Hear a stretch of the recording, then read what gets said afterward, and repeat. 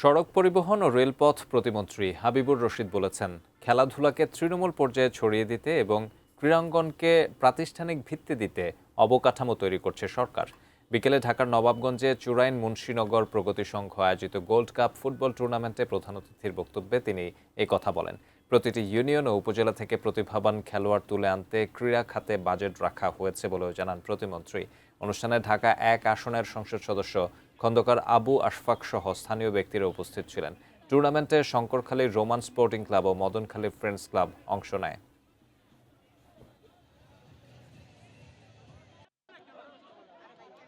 প্রতিটি ইউনিয়নে, প্রতিটি ওয়ার্ডে অথবা প্রতিটি উপজেলায় বড় বড় মাঠের মাধ্যমে এবং বিভিন্ন আউটডোর ইনডোর খেলাধুলা আয়োজন করার মাধ্যমে এবং তার অবকাঠামো নির্মাণের মাধ্যমে এবং অংশগ্রহণের মাধ্যমেই যাতে আগামী দিনে আমরা আমাদের প্রজন্মকে সুস্থ সবল এবং আধুনিক একটি ক্রীড়াঙ্গন, আধুনিক একটি পরিবেশ ক্রীড়াঙ্গনে গড়ে তুলতে পারি, সেই জন্য সরকার কাজ করে চলেছেন।